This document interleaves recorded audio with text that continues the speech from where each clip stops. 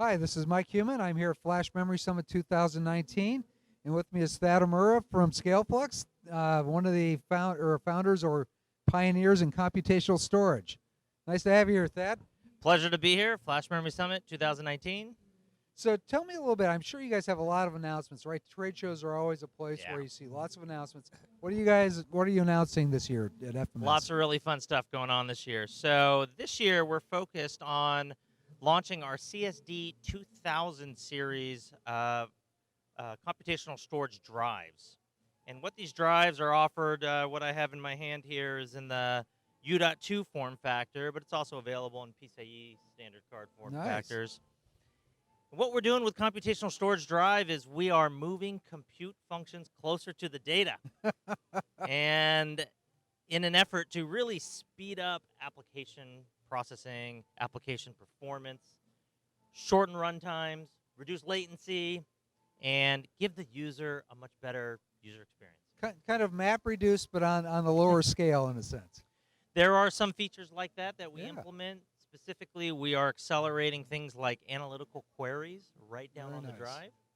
But what's really interesting and novel about the CSG 2000 is not only do we have those application level accelerations, we've also accelerated compression transparently on the Okay, drive. very nice. That's always, for a lot of companies, that's a big issue. Compression has always been one of those trade-offs where yes, you get more capacity, but you're trading off speed in a lot of cases, right? Absolutely. So there is always that trade off because a lot of different applications use compression when the CPU is Right. performing that particular workload. And what ends up happening is the application slows down. So with our transparent data path compression, what happens is you can really use the technology penalty free. Nice. Product goes right into the application. Data is immediately compressed and decompressed in the Right. data path. A lot of benefits. Very cool. Very cool. So I know looking at your website, you've got a lot of different applications you support, especially on the analytics side. Are there specific use cases you're seeing that computational storage really has a home for or has really naturally been strong in?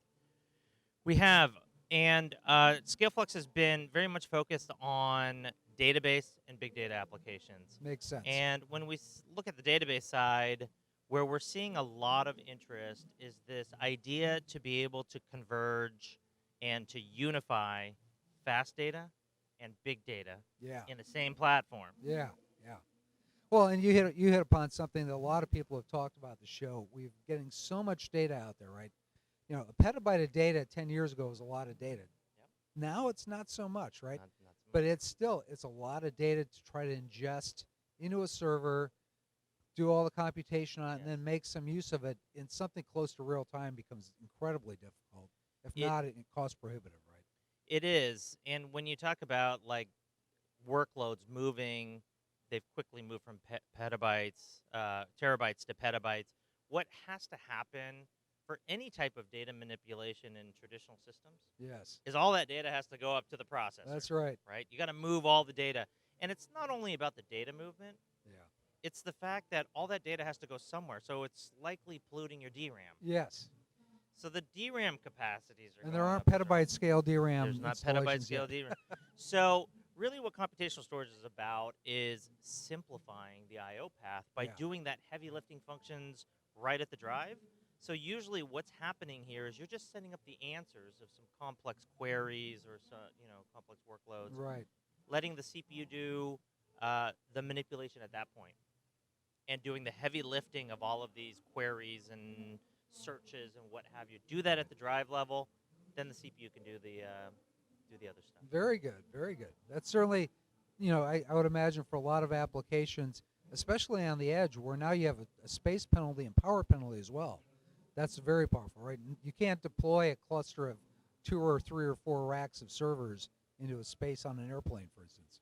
You're absolutely right, and that's why these technologies are all about being able to scale applications, still deliver the performance, Yeah. still deliver the ability to work on very large workloads, but in a much smaller infrastructure footprint. Yeah. Exactly to your point, because as 5G emerges, Yeah. you're going to see more computing closer to the 5G towers and towards the edge. Yep.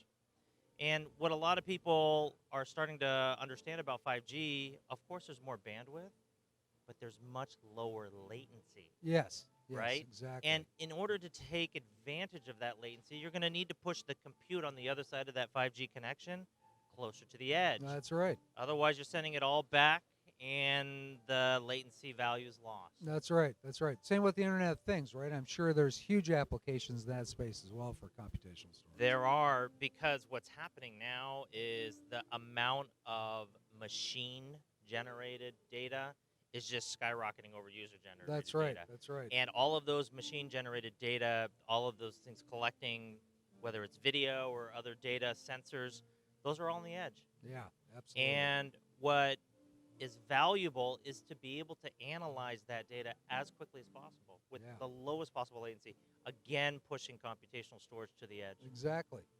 Seems like a natural set of conditions that bodes Yes. well for you guys. That's absolutely right. So we're seeing it not only in kind of leading infrastructure for these database and big data workloads, but we are seeing more and more interest in pushing to the edge. And in that case, it's all about infrastructure footprint reduction, also Yeah. power reductions as well. So what's the next big thing you think is going to come up for computational storage in the next year or two? There's a couple things that we see. The first is an expansion of the number of applications that can just run computational storage turnkey. That would be good. Yes. And what Scaleflux is doing about that is we are introducing computational functions like compression that are just transparently accelerating applications. So you just Nice. go into the system, the application runs faster. That's the first thing. The next thing is we really need to start to converge as an industry on how do we activate all of these compute functions. So standardization efforts within the Yes. Storage Networking Industry Association Technical Working Group, that is a big effort to make sure that vendor drive A, vendor drive B plugs in. The compute activation Yeah. is the same way. And then the third thing we see is, not only the applications, but standardization. But the third thing is we're going to see how more and more compute functions in the drive, not just it's doing one function, but it's going to be doing two or three that are significant.